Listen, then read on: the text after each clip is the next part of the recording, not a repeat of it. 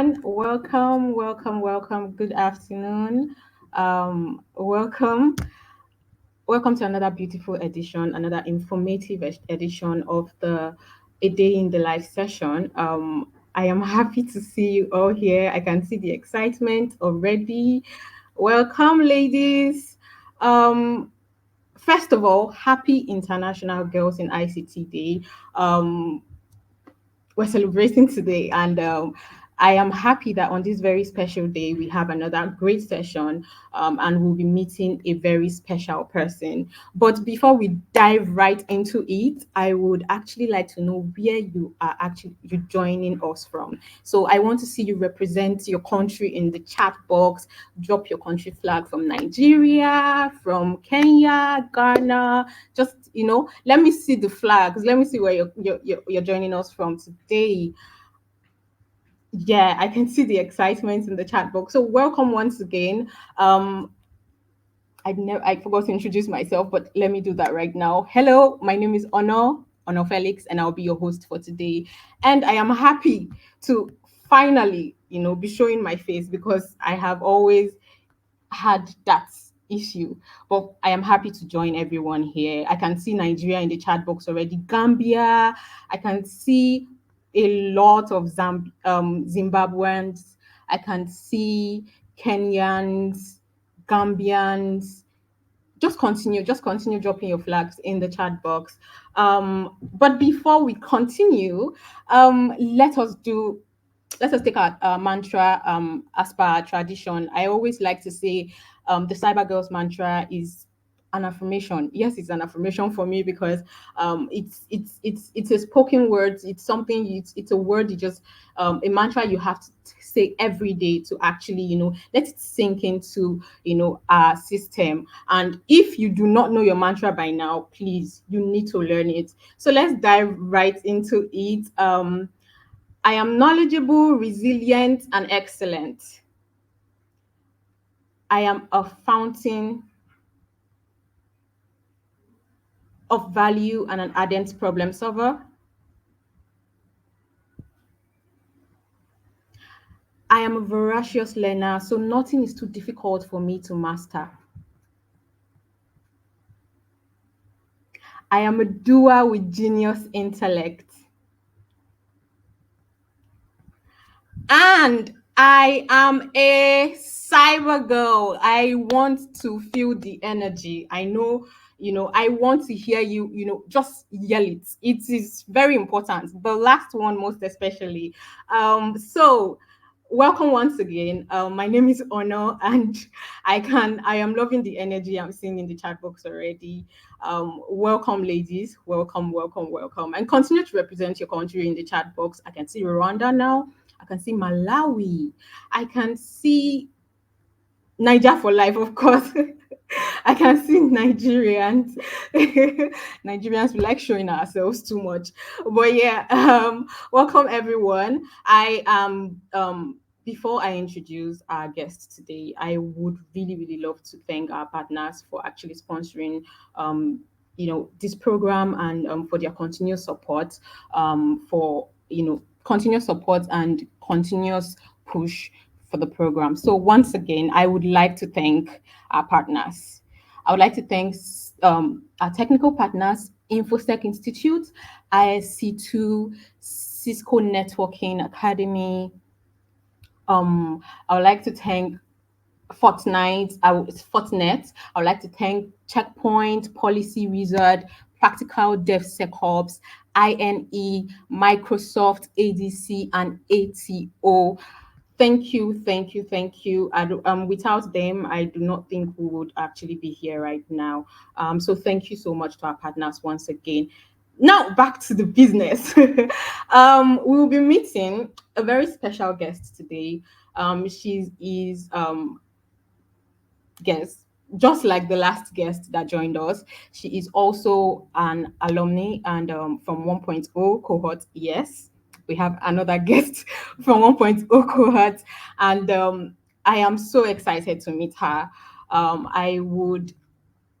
I am looking forward to getting to hear from her and hear very interesting conversation about, or have a very interesting conversation about her role as a pen tester.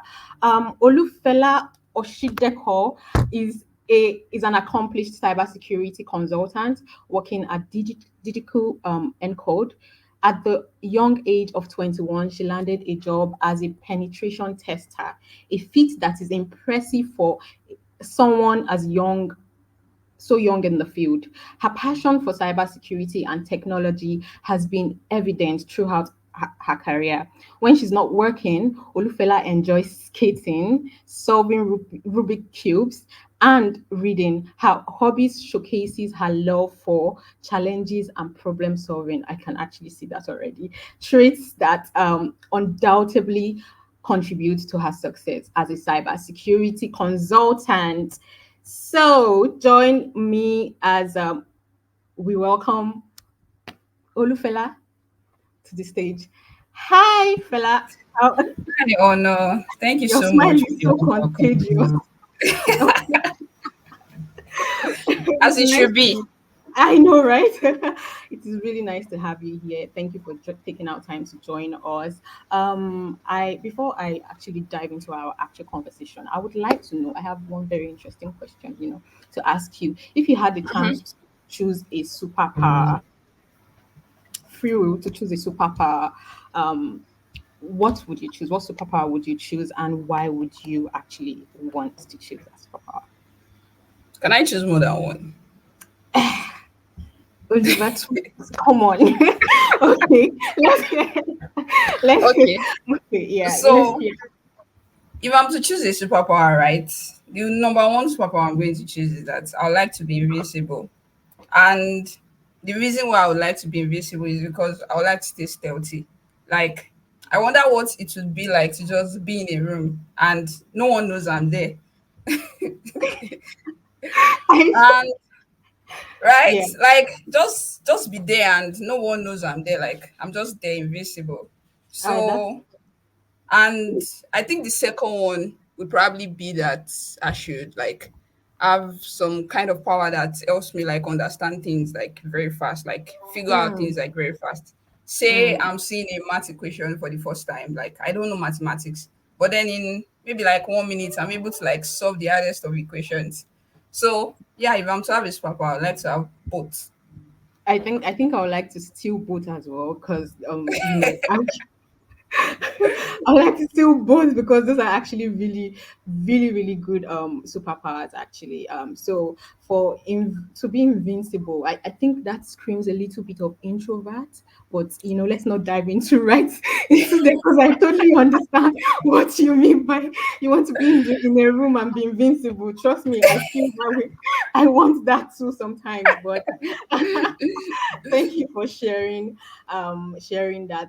We've been getting a lot of people welcome saying welcome to you. As you can see, they are we're happy to have you here. Oh, Thank first, you. I'd like to know how you got into you ended up in the cybersecurity world. Take us back to the very beginning. How did you get here? Oh, okay. So, well, I mean, everyone knows that it's cyber girls, but the thing was, or the thing is, when I graduated from secondary school, then that was in 2018. I Mm-hmm. thought that, like, immediately I graduated, I was going to like gain admission into the university, like every other person, and then start studying. So then I wanted to become a pharmacist. And Mm-hmm. why? So it's because, well, at some point I was working in a supermarket as a sales assistant. So I got to work in the main supermarket and the pharmacy. So I kind of like the pharmacist. I like them. We had some sort of relationship. So apart from that, the money, because then those guys were earning like I think 100K or so, and in my mind I was like, oh, at least, and also job security. I was like, at least if Mm-hmm. I graduate from university, I know that, oh, I'll find a job either way. So, but I mean, now you have to write jam. I took jam 2019. I I think I had 237 or so. But then when it came to post UTME, I didn't pass it. So I didn't get pharmacy. So I tried again the second year. This time I scored higher. I think I had 265. But at that point, I wasn't sure I still wanted to like go to study pharmacy. And I wasn't even sure if I wanted to go to the university. I was in this phase of my life where I wasn't sure if I wanted to go to school, you know. I was just having a lot of different like thoughts. And then I think 2021 I came again, and I was not in school, I was not doing anything. I was just there, like just existing.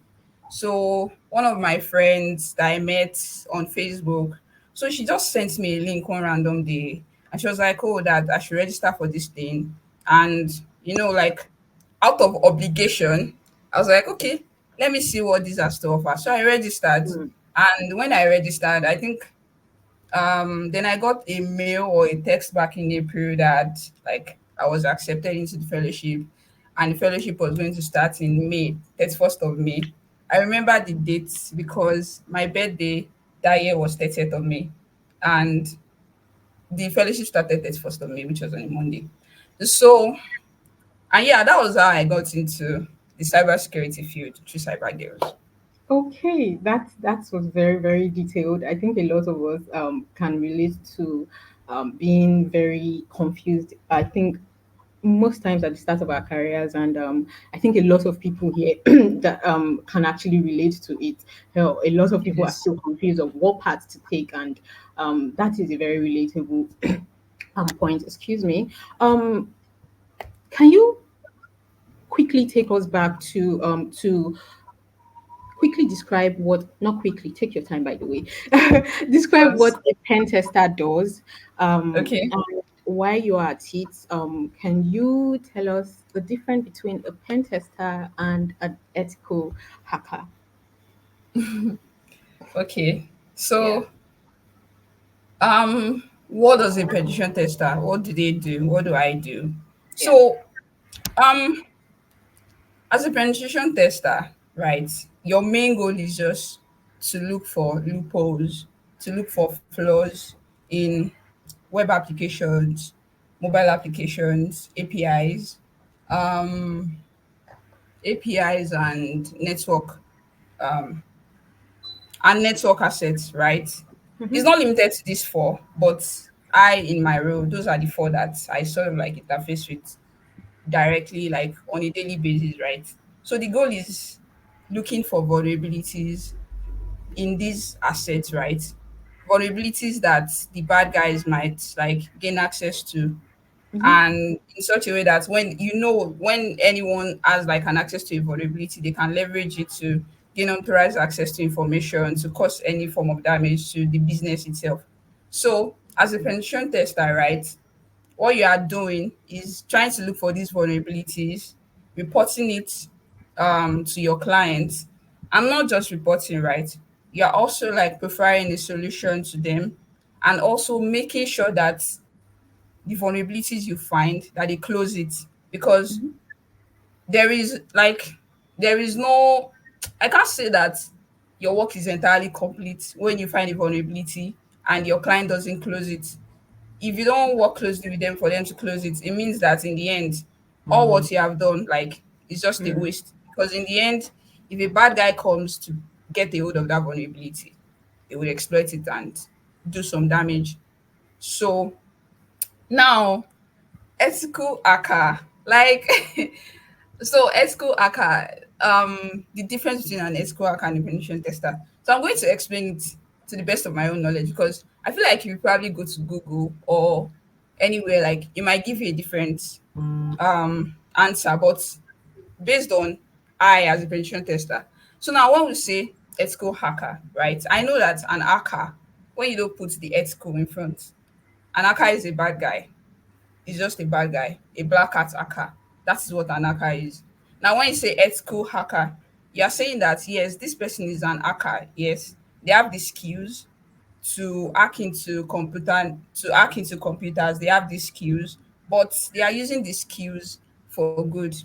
Now, in my own opinion, I feel like ethical hacker is sort of like an umbrella term, just like the way we have cybersecurity.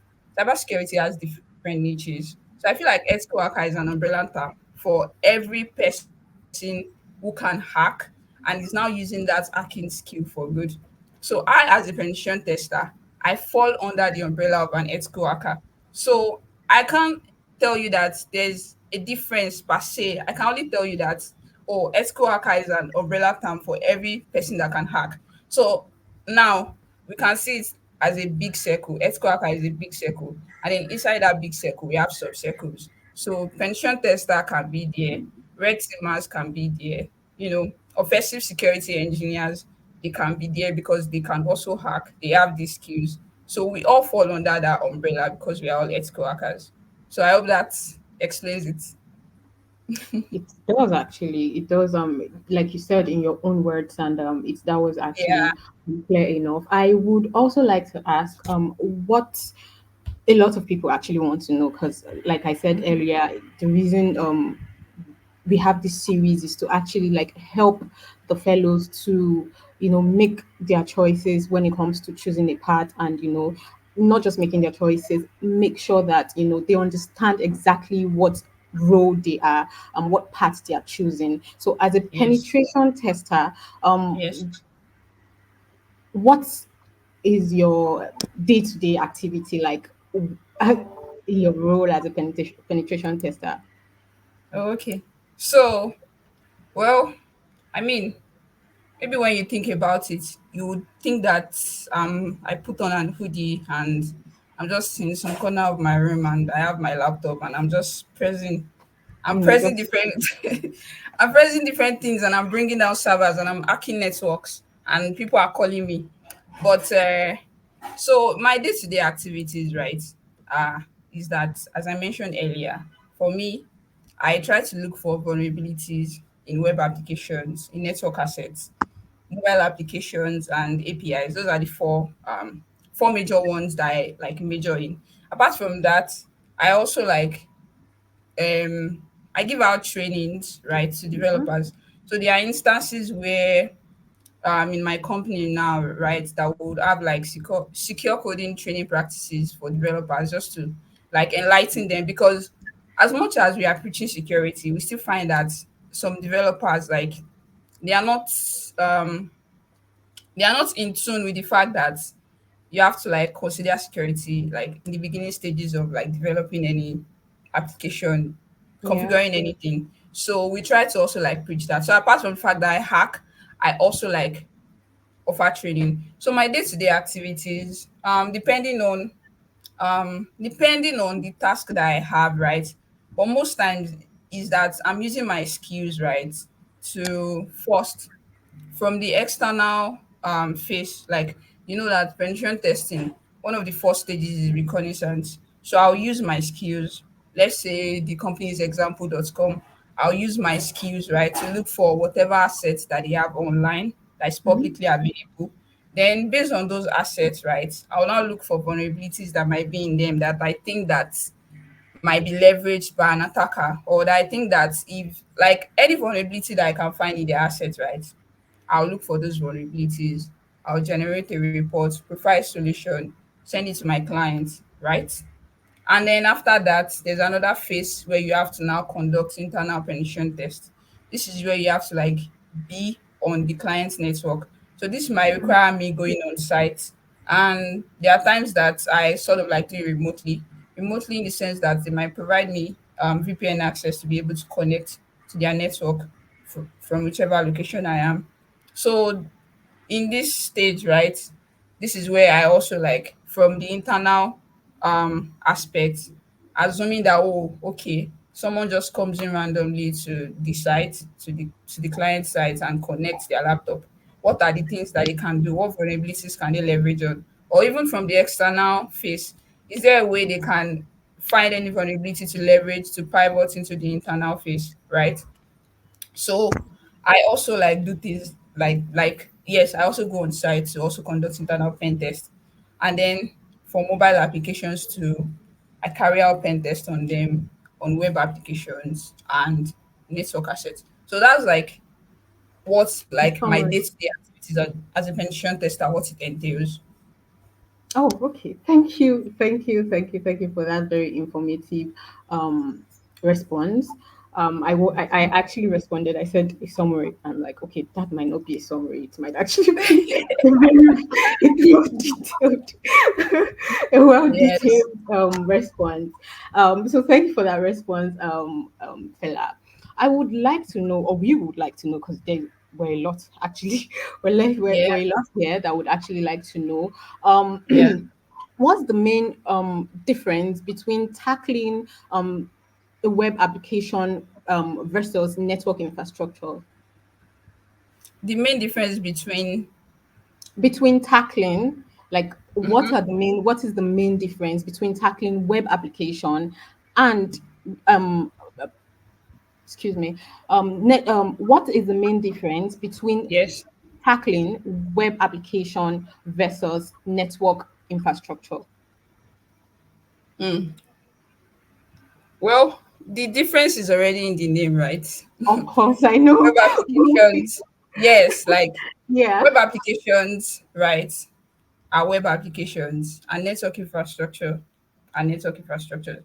I think maybe the main difference would just be in like when we think about it is it will come first from the purpose that they serve. So Okay. because for example now, if I'm to test a web application, like my approach would be different. The vulnerabilities that I would be focusing on looking for would be different. Say things like XSS, SQL injection. I'm looking for business logic vulnerabilities, authorization flaws, things around that. That's what I'll be looking for in a web application if I want to tackle it and find a way to hack into it or look for vulnerabilities in it, right? But then when it comes to network, I'll be looking more for misconfigurations. Let's say they have like an FTP service running now. Does it allow anonymous login, right? Can I log in without providing any username or password? If they are running SMB, the shares that they have on those services, are they password protected? Protected? Are they things that like you can just access without having like proper authorization? Or are they using legacy systems? So legacy systems are just like systems that are like out of date. Say like systems that are just like out of date versions, right? So things like that. So I think the approach with the main difference is just, as I mentioned, the purpose that they serve. Web applications, they serve a different purpose from network infrastructure. And the vulnerabilities that you find in the network infrastructure is also different from web applications. So other difference that might now come in along the line is now also like the tools that you would use. If I'm testing a web application now, one of my go-to tool that I would use is Bobsuit, right? But for network, right, it would vary. I know that yes, my OS, I'm using Kali Linux all the way because it contains like different tools. If I want to connect to FTP, I can do that directly from my Kali Linux. So now it will now depend on what I want to achieve. That will now determine how the tools will now change. Hmm. So yes. Thank you again for that detailed response. Yes. I know we have spoken, we've spoken about the nitty gritty of being a penetration tester, but for Yes. example, I am a fellow who is confused on what part to actually, choose. Yes. How would I know that penetration testing is actually the part that is right for me? What are like the things or the skills or that I'm supposed to actually, look out for to pull me into for me to actually go for penetration testing. I'm using myself as an example right now. Okay. So that's a great question because um like I know that like maybe 3 years ago too, like I was in this position, I was a cyber girl too, Mhm. and I was trying to Absolutely. like decide what career path to follow.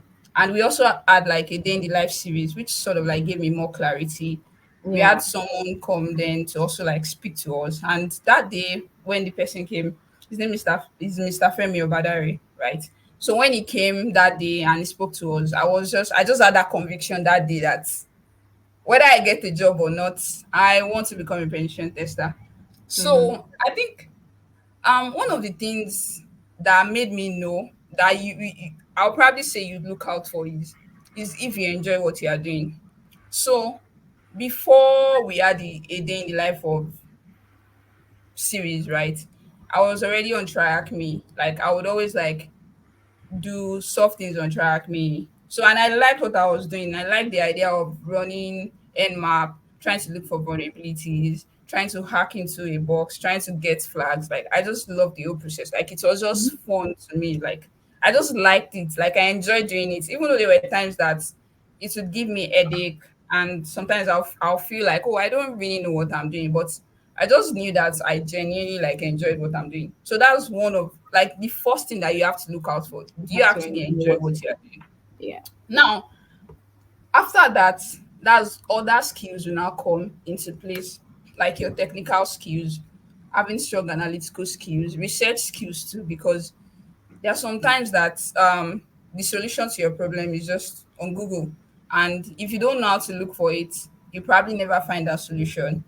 And what other skills are there? I was going to say something, then I forgot now. Oh, and problem solving skills too. Mm, Yeah, problem very solving important. skills, because there was a time that I was we're doing in Cyber Girls, we're doing one particular thing and we had to use SQL map. So I think the mistake I made was just, I don't know if it was that I added like an extra space to my command line, or it was a dot or a comma. I can't remember.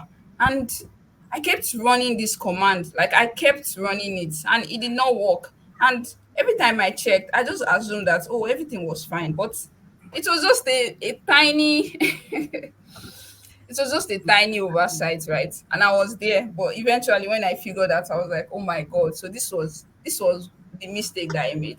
So I mean, as I mentioned, just figure out first if you like it, like if it's something that you like, that, and then after that, then your analytical skills, problem solving skills, technical skills, they will now complement each other.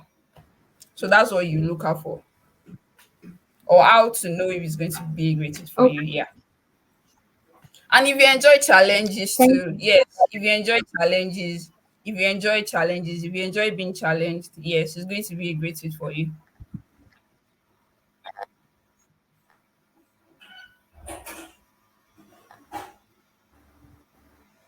Correctly, the first thing you should do is that you should make sure you love doing what you do. Um, Make sure you enjoy it. Make sure you enjoy the path first. Find what you enjoy, and then every other thing will fall in place. You have to put in the work as well.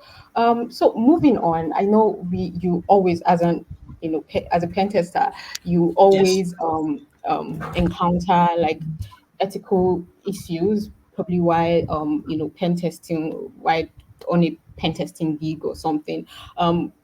It comes up in all fields in cybersecurity, you understand. Yes. In a case where you actually encounter a situation like that or an issue like that, how do you handle it? Um how do you deal with it? How do you handle ethical um issues while working as a pen tester? Okay. So I think um number one is, as a person, like everyone, like we all have like values that sort of like define us as a person. Like I know that every one of us, we have one thing that you would probably tell yourself that, oh, no matter the amount of money this person is offering me, like I can't do this, or no matter what you are offering me, like there are some things I cannot do. So, and when you now tell yourself that, when you now say, oh, I'm becoming a pension tester, like you're not even, now you're not an independent penetration tester. You are being hired by a company. You're working under a company. Working under a company now means that there are rules and guidelines, right? There are Yeah. policies, there are Yeah. agreements that you must sign. So, for example, yes, there are agreements that you must sign. And now, also as a penetration tester, we also have like a non-disclosure Of course. agreement or policy that you have to sign, right? So when things like this, when they arise during a penetration test engagement, The only thing I need to do is remind myself that I'm under an oath, and anything like any single red flag that will just take me away from It's that rule, that guideline, that policy, I avoid it. So that's all I mm, need. Now, if it's now something that is maybe beyond me, and I feel like, oh, this is not something I'll be able to handle, I will now go on to maybe consult my supervisors or people that are higher up than me and tell them, oh, this is what I'm facing. How do you think I can best handle this? I feel like it's something I cannot handle. But all I need to do is just remind myself that, as an ethical hacker, as a penetration tester, I fall under the umbrella of an ethical hacker. So everything I do or must do must be ethical. And anything that deviates from being ethical, I have to avoid it by all cost. thank you, Phila. That was that was a very clear response. I know you already spoke about vulnerability and encountering vulnerability while working as a pen tester. I would like to know, can you tell us about a time? Can you tell us about a time when you actually uncovered when vulnerability you uncovered the vulnerability while working for a big client, and how did you handle it? What? Why are you? Non-disclosure. Oh, that's I know you Okay, want, I'll but just share the not process. giving us exactly. Okay, I'll share the process. So the Okay. process is that if I'm working on hmm, if I'm working on a pen test engagement and I find a very critical vulnerability, and I know that this thing can be damaging, like maybe the company doesn't even know that they have this vulnerability yet. So the process for me is that I have to go and tell my supervisor. I'll tell my supervisor and explain, oh, this is what I found. This is the vulnerability. This is the impact. So now after that, then we now go on to sort of like draft a mail, right? So for big vulnerabilities, I don't wait until I'm done with my penetration test before I report it. So let's say the penetration test is meant to last for 5 days and my reporting is meant to last for 3 days. So I'm not going to wait until like the remaining 3 days before I go ahead to like report it. I'm going to report it maybe the second day that I found it. So it would involve me reporting to my supervisor, and from there we'll probably send a mail to the client. Then from there we'll probably get on a call with them to profile our solution and make sure that they fixed it like as soon as possible. As soon as possible, like ASAP. How it Thank was, you. no, I'm not going. I'll just keep it that way. I can't go into much detail. Spill the details. But I think one thing I got from what you just said is that communication is very important. If you're going to be, you have to be quick with communicating with the client, communicating with your Yes, supervisor. communication. Communication very Yes, important to actually yes. make it run smoothly. As someone that is interested in penetration testing, I know I have Yes. asked a question similar to this, but I would like to know, like, give us like more details on it. What are the skills I am to have, or as a penetration tester, and Mm-hmm. are there any entry level opportunities, in the field as a penetration tester?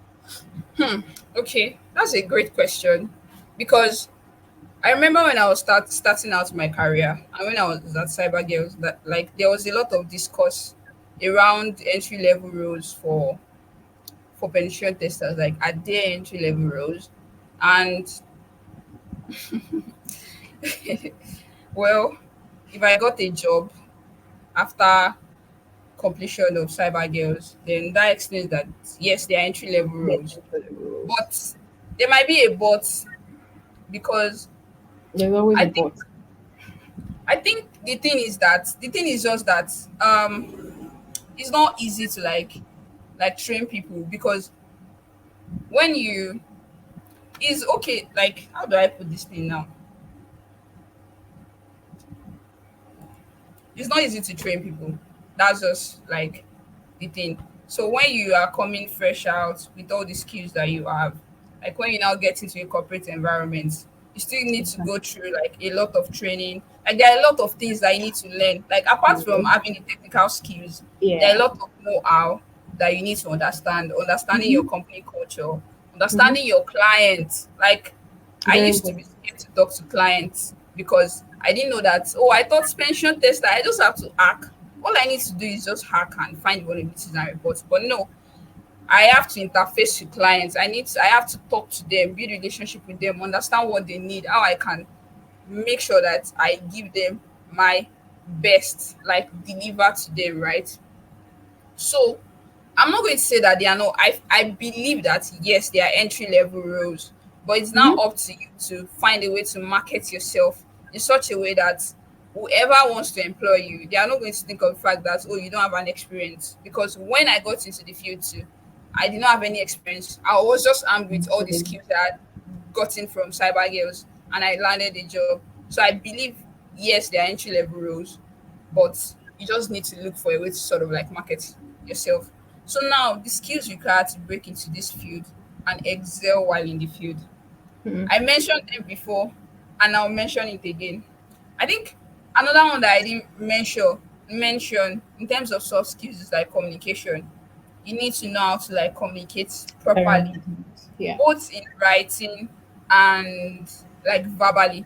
You need to know how to communicate. As I mentioned now, I interface with clients and I didn't know that my job, like when you think of a pension tester, you don't really think that, oh, they will talk to clients and things like that. But that's part of like what I do. So communication too is a big part of it. You need to know how to like properly communicate things to your clients. Also listen to them, listen to what they want, and look for like the best way to give them, right? Um, then the problem solving skills too. Like you need to know how to solve Mm. problems. I remember I was True. giving the example of the time when I was trying to run something on SQL map, and it was just like a tiny issue, a tiny oversight, and I didn't know, and I was there for hours. So I could have just probably given up. So imagine you are working for a client now, you stumble into some issue. So you don't just go and give up, because you need to push harder. You need to have that drive to be able to like push harder and find a way to still solve your problem. So problem solving is like a key part. Having those skills is a key part. Now, apart from the technical skills that we now need to have, now I know that a lot of people ask this question, like, do I need to know programming? Do I need to do this? In the beginning stages of your career, you don't need to understand programming the way a developer would. One thing you have to do is you need to understand how to read codes. Mm. Like you need to understand how, like when you are looking at a line of code, at least have a basic understanding of what that code is doing, why it is doing that, right? Things along that line. Now, but when you are now moving into, like you are moving deeper into your career, then it will be required for you to know like programming languages like Python. And the reason is just for scripting purposes. Situations where you need to like do something, you can just like utilize that knowledge to write the script for yourself to make the process faster, right? Mhm. Um, yeah, the technical skills, problem solving skills, analytical skills, and knowing how to Google. So yeah, like basically, once you have those, you're good to go. You're good to go.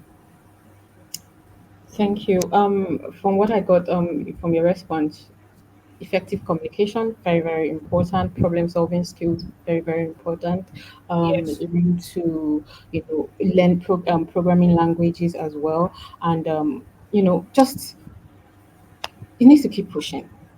So ladies, You heard her. I can see more questions, or we have a lot of questions already. I would like to know, as a cyber girl, I'm still using Yes, myself as an example because I like to do that. yes, As a cyber girl, that has decided that okay, I like penetration testing enough to actually go for it. Like this is what I'm very much interested in. I would like to yes. know, and the cyber girl, decides to go for penetration testing. I would like to know what other door could open, in future, in the cybersecurity field. What other paths can I actually, sneak into, or move into, or just change if I decide to change my path? What path can I change to, or transition to, that would Yeah. also feel almost like, oh, I'm actually, I had these skills from penetration testing, and these skills are still very very needed and important and necessary in this other field. So what other doors, what other little opportunities could open for a penetration tester? Okay. So, other roles that you could transition to as a penetration Yeah, tester. yeah, Well, it depends on you as a person, right? Because the thing is that like people's interest it changes. Like as people grow, they tend to have like absolutely. new interests, right? So number one, it will depend on you as a person. But now the cybersecurity field as a whole, as a penetration tester, you can pretty much like pivot into any other role, but Yeah, maybe something that might be closely knitted to it is you could either maybe become a red teamer. So red teaming is a bit different from they are a bit different from penetration testers in the sense yeah, that like they work directly with the blue teamers. Yes, they work directly with the blue teamers, right? To achieve a common goal too. Or a yeah. purple teamer. So a purple teamer is someone that is both on the offensive side and then on the defensive side. So you have both skills. Um I think, yeah, like as a penetration tester, yes, you can pretty much pivot into these roles and you still excel at it.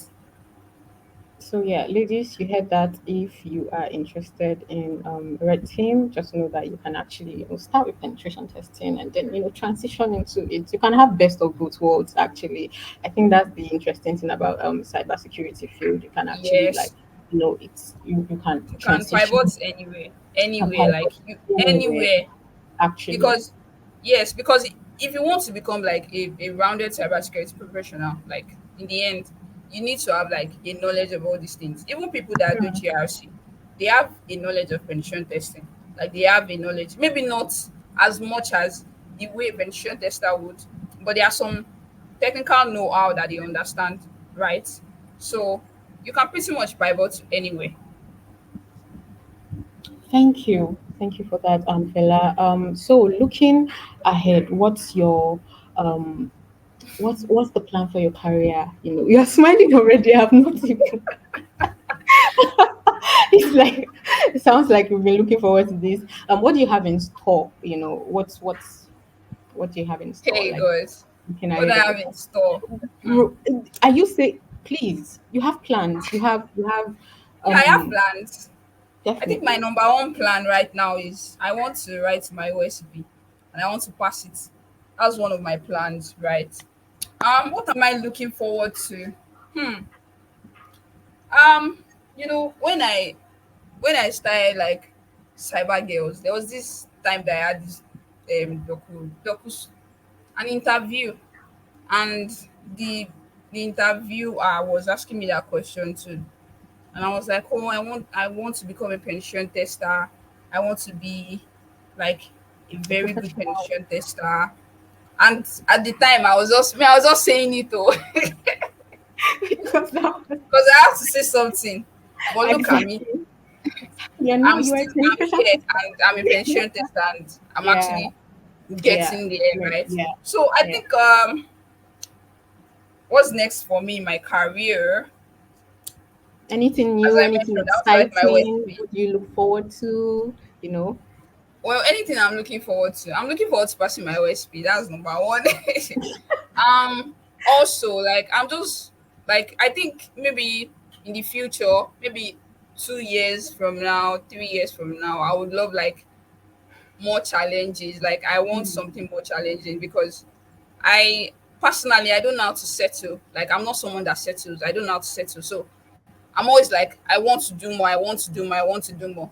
So that I don't know where that was now going to like propel me to yet, but I'm hoping that I'll find like I'm still going to be a penetration tester, right? But I think I might want to pivot into learning more about defensive security, understanding how people on the defense side, how they work, how did they block, how they block hackers, people that want to hack them, how do they block them? So I think that's one thing that I'm actually like looking forward to, like in my career right now. Like I want to be skilled in both offensive and defensive. So that's something that I'm actually looking forward to, apart from the OSCP.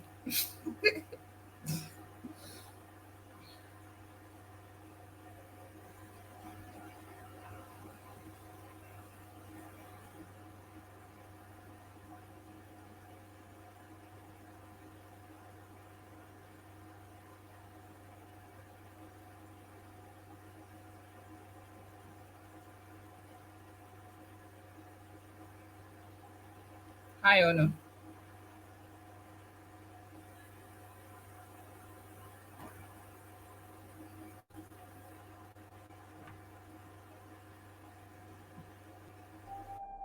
I am knowledgeable,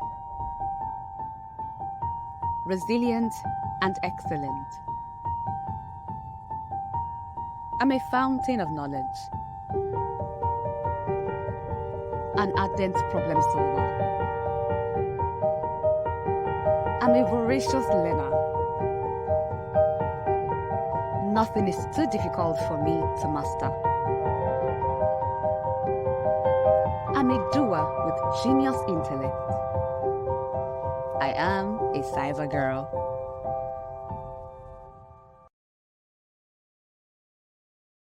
According to the World Bank, only one in every 10 cybersecurity professionals in Africa is a woman.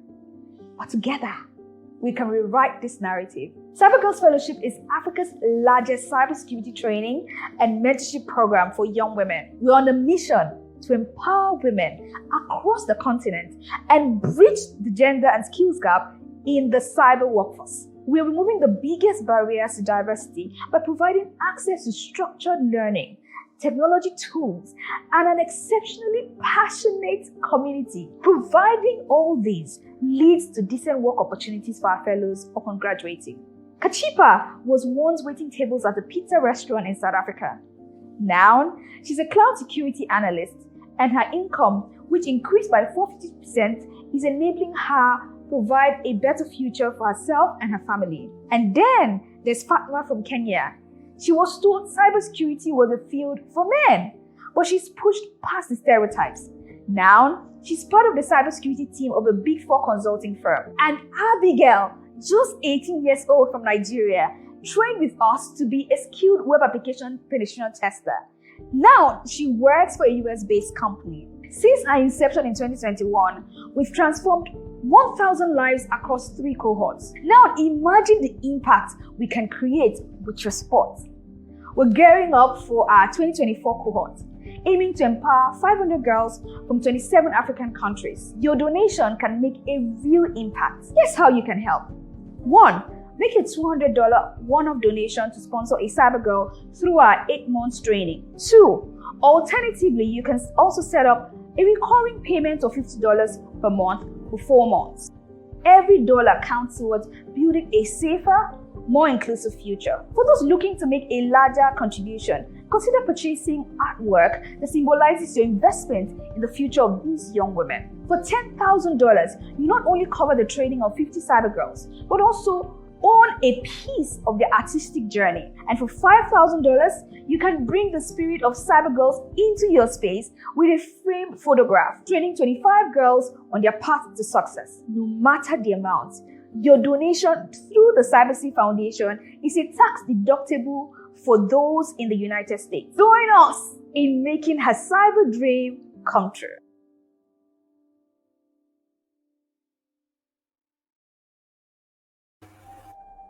I am knowledgeable.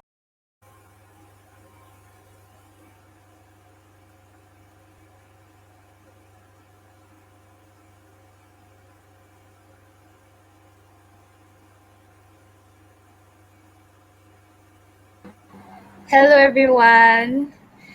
Hi, So, Bella, how are you doing? I'm doing fine. I'm doing great. Okay. So, we are up to asking the fellows some questions that they may be having so far. So, we'll go to Okay. the chat box and then just pick some questions from there and see what they say.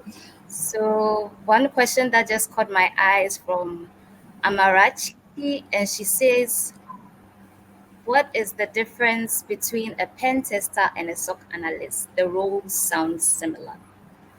Oh,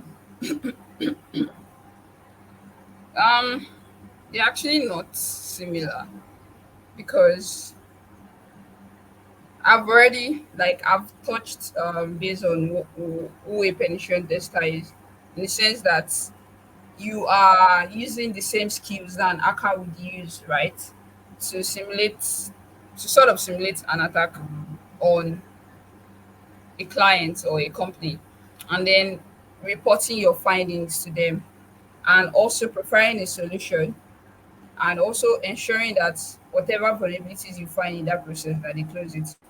Now, SOC analysts, they lean more into the defensive side of security. They monitor and look for threats. Yeah, that's like one of the things that they do. They monitor, they hunt for threats, they look for threats, they detect threats, and they respond to them. That's like what they do, like basically what a SOC analyst do. So it's actually like different from a pension tester. So they are two different things and Yes, they are. not in Yeah, any they way are. related. But is it possible for someone to do that and also move into SOC, or it's something you have to relearn to Oh, move into it? like, is it like in the beginning stages? Because honestly, cybersecurity is like a big field itself. Like, even I, as a penetration tester, like every day I'm learning, because there's a lot of vulnerabilities. Like, there's a lot of things that you just need to learn, and every day, like, I'm always constantly learning. So I feel like in the beginning stages, it's not really like possible to like do both together. Like, it's better to just like carve out a niche and focus on that. Then when you are good enough, or you feel like you have enough skills for this niche, then you can now pivot to the other parts. So I don't think it's Possible. good advice Okay, to thank sort of like you. do both, because Okay. you get overwhelmed. Like, SOC analyst is like you need to learn a lot. So trying to now do both at the beginning stages of your career might overwhelm you. So it's better to just carve out your niche and focus on it, then pivot later. Okay, thank you very much. So there's another question which goes, talk about mobile app penetration testing. Does it involve IP address calculations? These questions are No. getting quite If you technical. are speaking Okay. specifically to mobile app penetration testing, then no, it doesn't. You're not. No, no, it doesn't. Thank you very much. So can we pick one more question and then, okay. Helen Oh, says, okay. do we have different skills for black hat and white hacker, or the intentions is what makes it different? I think you mentioned something Yeah. about that earlier. So, yeah. Yeah, it's the intention actually, because we are all using the same skills, right? But our goal is just different. So that's why we have black hats, white hats. That's why we have hacker and ethical hacker. So yes, it's the same skill. It's the same skill. It's just the intention that is different. Thank you very much. So remember, it's the intention that is different.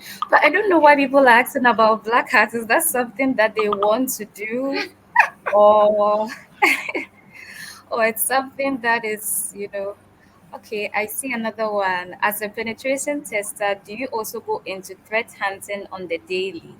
Do you No, I do don't. you go to that? You No, don't. that's more of, I think, a soccer analyst. That's more of what a Soccer soccer analyst. analyst will do, or a threat hunter. I think they are also people that like they are threat intelligence analysts. That is good. So people that have that job description, that's like Yeah. something that they would probably do in their day-to-day activity. Okay. And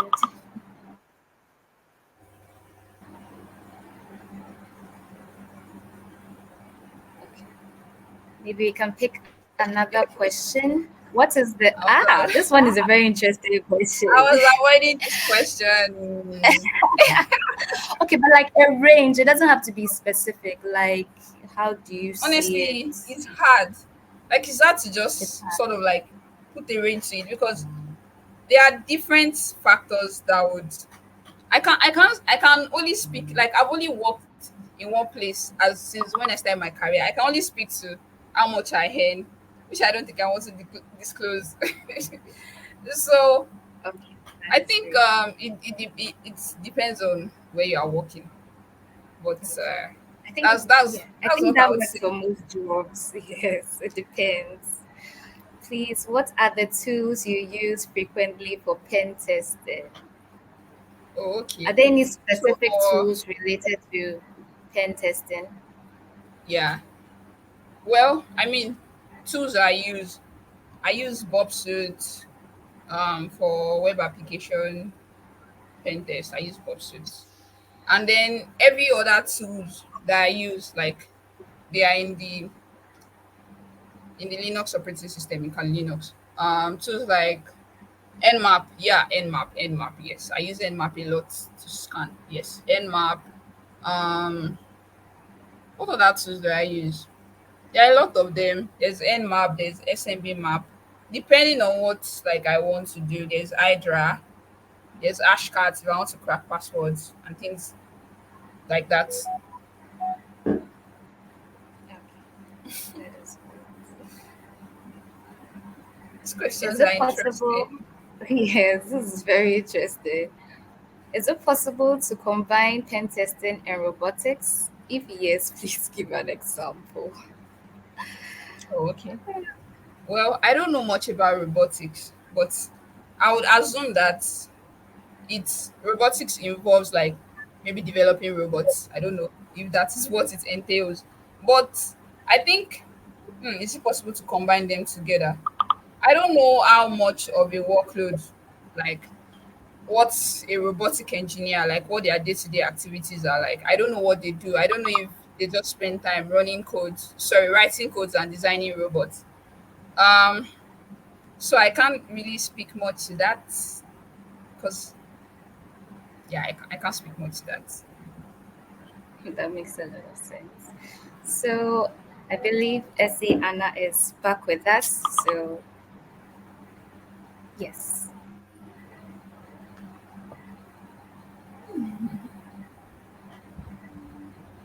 Hi, Oh, Christabel. nice. Thank you so much for jumping right in. And I encountered some technical glitch. May Oh, MTN sorry. dismiss us. Thank you. And I was really enjoying our conversation.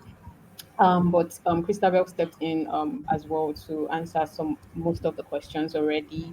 I think by now we're taking questions from the chat box. So let's see. Explain. I can see one.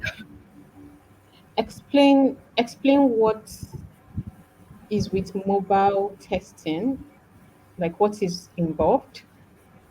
Oh, what is involved? Okay, so there are two sides to it, I guess, or multiple sides to it.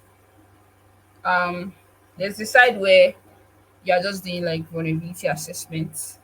That's the side where you sort of just deploy the application somewhere.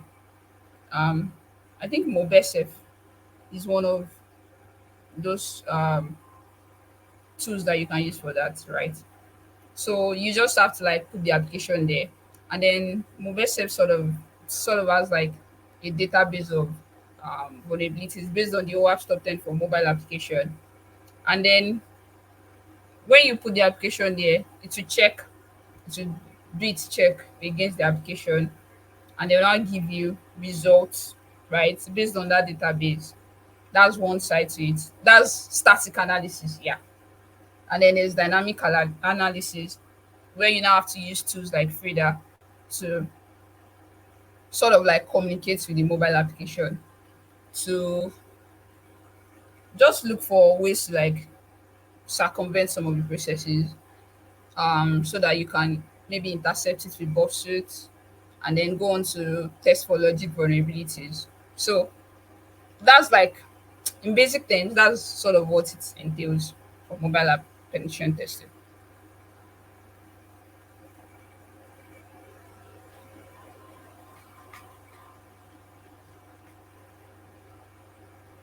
Oh no, you're muted.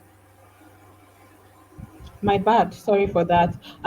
So Fela, this question is for you specifically because I know we've already started taking questions from the chat box. I would like to know if you could go back in time and give your younger self some, advice. Yeah. What would it be, and what advice would you give yourself, your younger self? Okay. Hmm. Um. Uh. Let me think. What advice did I give my younger self? I mean, I tried. I tried. When I think of myself now, I give myself some. Should I say I cut myself some slack for Hmm. maybe some things that I did that I should not have done? Actually. So I think if I go back in time to give my younger self an advice, um, I think I would have just maybe told myself to, like, I would have told my younger self to maybe just believe in herself Mm, more. mm, And mm. um what's other advice? Let me think. What's that thing that I did when I was younger? I think I would have just told myself to just I would have told my younger self to believe in myself more, and that things were going to work out regardless. So that's what I would have just told her. If I had to go Yeah. back in time, yeah, I would have told her So, that. mm, thank you for that. Actually, believe in yourself always. This is not even Perspire to Maguire or No, anything. at all. This No, is not not at all. actually. You have No, to believe in for yourself real. Yes, for you to yes, actually, keep making progress. You have to keep believing in yes, yourself, and yes, don't lose faith. Remember the reason you started in the first place, and just keep reminding yourself constantly, and keep reciting the mantra. Keep reminding yourself. Like I said, that is yes. that that is an affirmation actually. So Fella, once again, for you again actually, if I Okay. know you already as a penetration tester, Yes. I would like to call you a professional already. If you could gear into other field, what would what else would you dive into and why? So other field as in not being in cybersecurity. No, being in cybersecurity actually. Oh, other okay. What other field would I dive into Mhm, and mhm. why? Yeah. Uh, We want to know your okay. interest actually because you already gave us a deep other examples of you already gave said blue the most similar parts to penetration testing Yes. if I heard you correctly is the red team, right? And but we want to know specifically What you would you mean? what part. Me. Yeah. Why are you because I like to Well, believe people are more interested, you could be as interested in for more me, than one. oh, Yeah. yeah, but Mhm. I think as for me, I would want to, as I said, it's just defensive. Like I want to go to the defensive side of security. I want to Mm, understand how people. No, that's not even like that's one of the things I would like to. But I want to understand how things work in the back end, like how mm, people configure things, because there are some things that I still don't understand yet at this point in my career. Like, so I'll exactly. probably like to be in a position where I see people build things from scratch and understand how they configure things. And like for example, the way we have like people that do glue teaming and stuff, like Yeah. they set up things, they configure things in such a way that, or even if there's an attack, they're able to like respond to it, detect it immediately, things Yeah. like that. So I want Mhm. to understand how we do things like that, so that it's a complement to the skills that I have, so that if I do want to like carry out something, how can I circumvent the processes that they have? But how better to understand that than becoming them. Yes. So that's something I would like to do, like be on the defensive side of things, understand how people set up things from scratch, From right? scratch. And yeah, just to supplement the offensive skills that I already have to supplement each other. I mean, yep, or Thank you. complement. Thank you Yeah. for that. I can see someone say believe in yourself in the chat box. Yeah, you're very correct. Believe in yourself. Now, lastly, what is the coolest, still for you, Bella, what is the coolest Yeah. thing you have learned lately and how did you stumble upon it? Give us more. Ah, the coolest. Coolest, Ah, cool, you know? well, my biggest flex so far is just that I can solve the Rubik's Cube. And how? How did that That happen? is actually a So, flex. That is yes, that's definitely my a flex. biggest flex so far. And how did that happen? So one day I've always seen Rubik's Cube like randomly. I just see it randomly. But so one day one of my Twitter friends, one of my friends on Twitter, posted about their cube and they were solving it very fast. I think the guy was even using one hand. And I was like, what? You mean you can solve this thing without having to look at something? You mean you guys have these superpowers? What are you using? What are you doing? So that day I decided that okay, I'm going to get myself a Rubik's Cube. So when I got it, right, it was everything was properly aligned. I already Yeah. gave it out to my friend, I would have showed you. So everything was properly aligned.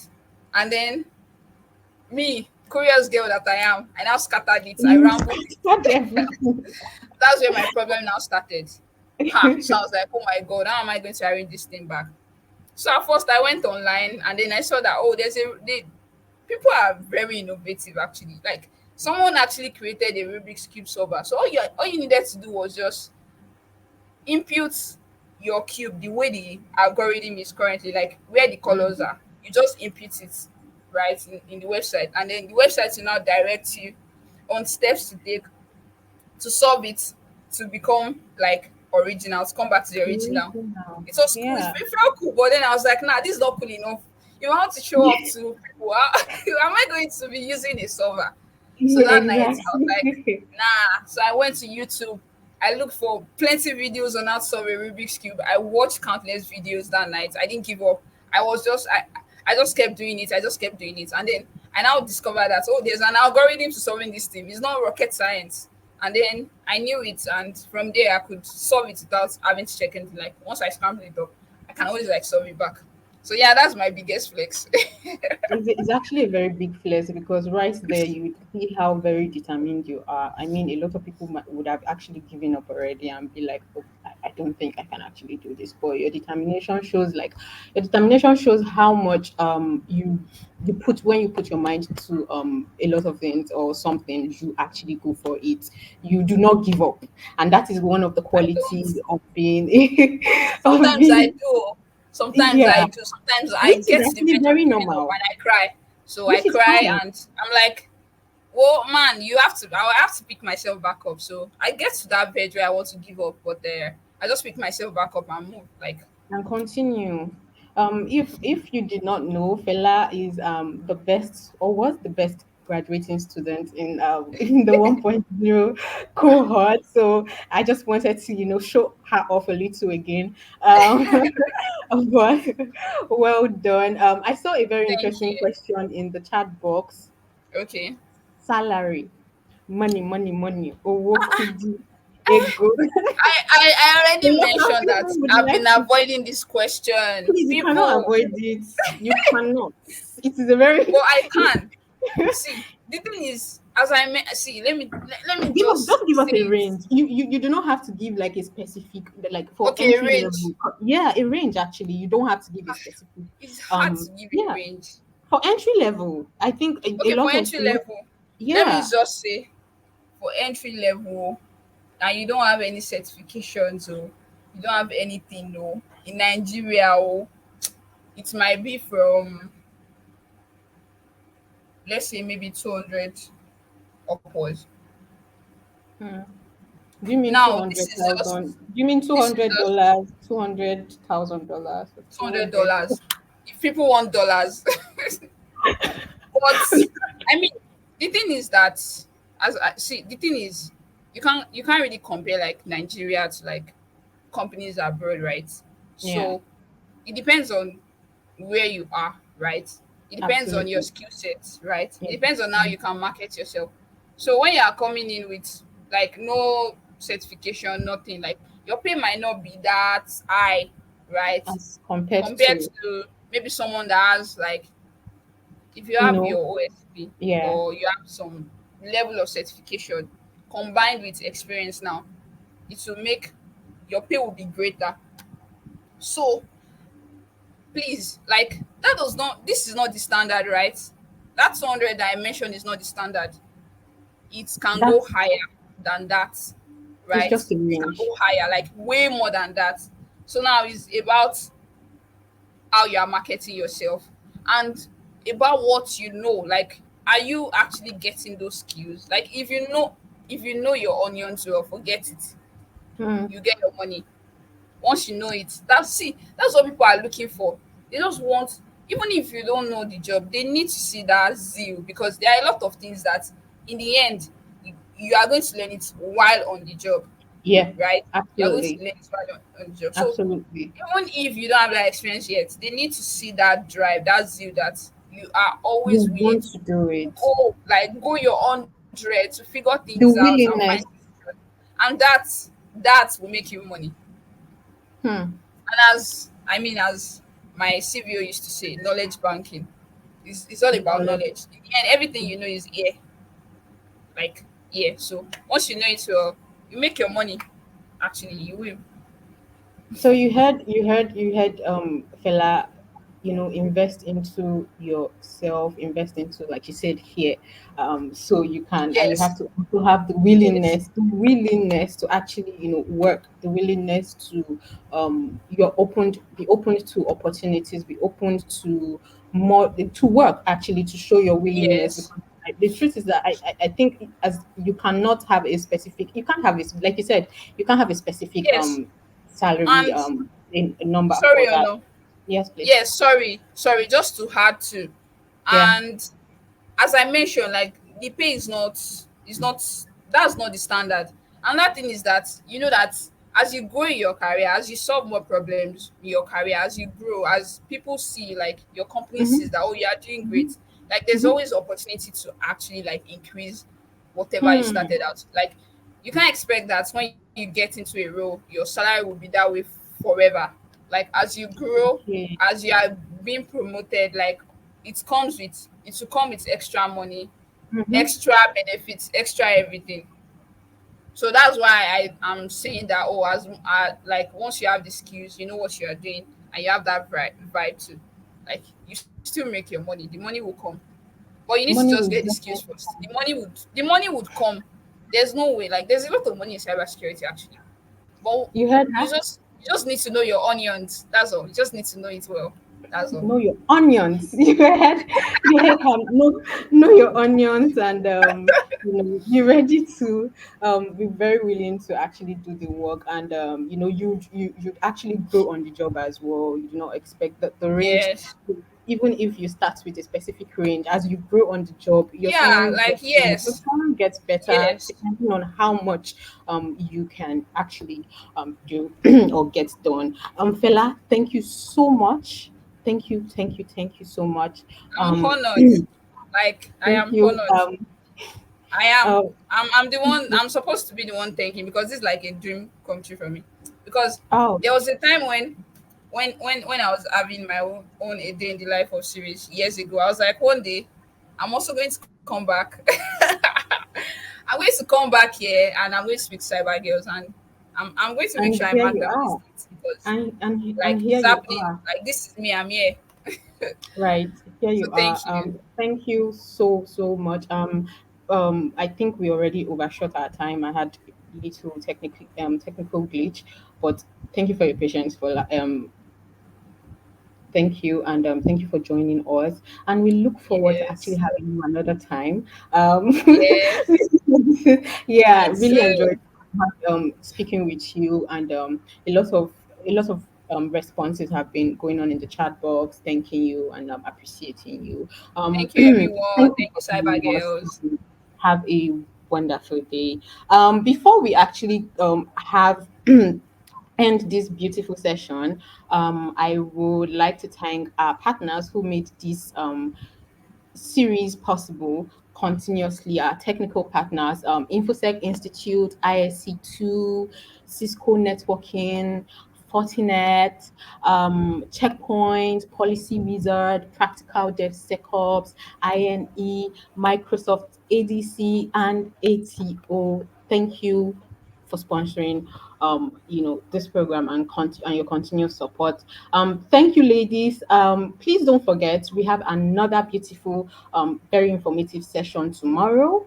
Um, Make sure to join in, and as always, have your jotters with you. Be very attentive. Do not leave your phone hanging and then just walk away from your phone. You need to actually stay to understand, to enjoy the the session. So thank you once again. It has been a very wonderful session. I am happy to I am really happy to be here. And I am glad that you all enjoyed the session, because I can see a lot of comments, a lot of buzz going on in the chat box. So thank you, and thank you once again. And I'll